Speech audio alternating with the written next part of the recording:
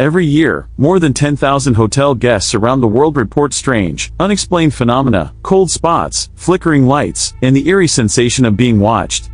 But what if I told you that one room, in one very specific hotel, stands out among all the rest? Welcome to Room 107, where nightmares aren't just imagined. They're real. Are you brave enough to hear the truth? In a sleepy little town tucked far from tourist hotspots lies a hotel that looks ordinary on the outside but houses something unspeakable within. It's the kind of place you might stop at during a long road trip, a faded sign, a dozen or so rooms, a front desk staffed by a tired night clerk who won't quite meet your gaze if you ask too many questions. The hotel has stood for over a century. Locals call it cursed. Paranormal enthusiasts call it legendary. But most who know about it refer to just one room. Room 107. Over the decades, this seemingly average space has gained a reputation so chilling that it's spoken about in hushed whispers. Those who've stayed there tell stories of deep unease, intense fear, and, in some cases, losing all sense of reality. Room 107 doesn't just have a bad reputation. It has a history, one riddled with disappearances, psychological breakdowns, and events that defy logic. It's been labeled one of the scariest places on Earth. And after what you're about to hear, you might agree. The first thing you need to know about Room 107 is this: people don't just experience fear in that room. They bring it back with them. The stories aren't vague accounts of feeling creeped out. They're detailed, specific, haunting. There's the traveling salesman who stayed in 107 during a storm. He said the power went out around midnight, and when the emergency lights kicked in, he saw something in the corner, something tall, with elongated limbs and eyes that reflected the light. He blinked, and it was gone. But when he turned on his phone light, he found deep scratches on the inside of the door, as if something had been trying to claw its way out. Another woman, a single mom traveling with her 10-year-old son, reported that her son began talking to someone she couldn't see. He called him the tall man. That night, the boy screamed for hours in his sleep. The next morning, he was completely mute, and stayed that way for 2 weeks. When he finally spoke again, he only said one sentence: he was in the closet the whole time. Perhaps the most disturbing was the case of a honeymooning couple who checked in late, unaware of the room's dark history. Security footage showed them entering the room together. But in the morning, only the wife checked out. She was confused, panicked. She insisted her husband had been right beside her when she woke up. But his clothes were gone, and his name had been erased from the reservation system.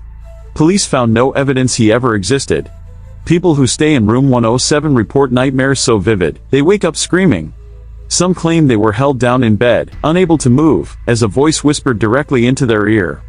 Others hear scratching, from inside the walls. The hotel staff refuses to talk about it. Some say they're protecting guests.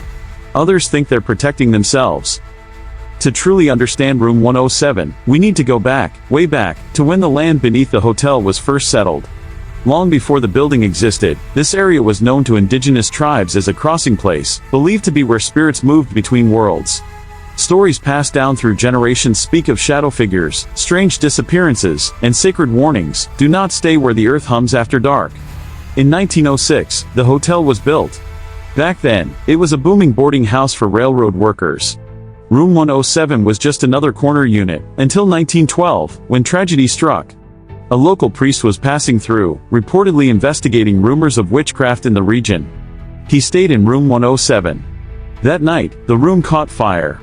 Firefighters said it was unlike anything they'd seen, flames that burned silently, contained entirely within the walls of 107. The rest of the hotel remained untouched. The priest's body was never found.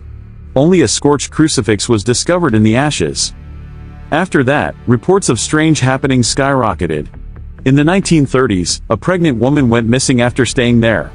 In the 50s, a cleaner suffered a nervous breakdown, repeating the phrase, "The walls are breathing," until she was taken away. In the 1980s, the room was briefly turned into a storage space to avoid more bookings, until hotel ownership changed and profits took priority over safety. More recently, a team of ghost hunters filmed a live investigation from inside Room 107. It started off quiet, just creaks and whispers. But halfway through, their camera caught something horrifying: a figure standing inside the mirror, watching them. Not a reflection. Not a shadow. Something entirely separate. The feed cut out minutes later. The team left in a rush and refused to speak publicly afterward. One later posted anonymously, "There's something in there that knows when you're watching it. And it watches you back." EVP recordings captured in the room have revealed chilling phrases. "It feeds. He waits in the dark. Don't look at the door." One recording had a voice whisper, "You already let it in." Researchers from a nearby university once attempted a scientific study on the room's electromagnetic patterns. All of their equipment failed within 10 minutes. One member of the team had a seizure. He'd never had one before or since. Everything points to one conclusion: something lives in room 107. And it doesn't want to be understood. It wants to be feared. But out of all the stories, there's one that stands above the rest. It comes from a former hotel manager, who decided to speak out only after leaving the town for good. According to his account, a pipe burst late one night, and the only vacant room where he could sleep was, you guessed it, room 107. At first, it was quiet. Too quiet. He said the air in the room felt heavier than normal, like walking underwater. The lights flickered even though no storms were outside. But it wasn't until 3:07 a.m. that things changed. The clock beside the bed began to tick loudly, even though it was digital. Then came the knocking. Not from the hallway. Not from a neighbor. But from inside the closet. He opened it, and there was nothing. But when he turned around, something, was sitting on the edge of the bed. Tall. Grinning. Its skin pale as ash, eyes glowing faintly in the dark. It didn't move. Didn't speak. Until it did. "You let me in," it whispered. "Now I stay." He ran out of the room without looking back.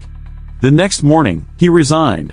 To this day, he swears what he saw wasn't a ghost, but a parasite, a being that attaches itself to the fear you carry inside. And once you've felt it, it never really leaves you. Room 107 isn't just haunted, it's hungry. A place where fear manifests, grows, and eventually, takes form. Its history is a web of tragedy, fear, and unexplainable occurrences. But the terrifying consistency of these stories can't be ignored. The time. The whispers. The eyes. The closet. The room doesn't just contain fear. It creates it. Whether you believe in the supernatural or not, the evidence surrounding room 107 is impossible to dismiss. Some believe it's a cursed portal. Others think it's a spiritual wound, a scar on reality. But everyone agrees on one thing: room 107 changes you.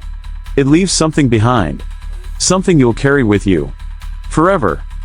So tell me, would you dare spend a night in room 107? Have you ever encountered something that wasn't supposed to be there? Share your story in the comments. And if you're brave enough, click on our next video, where we explore the most cursed object ever found in a basement. But remember, watch it with the lights on.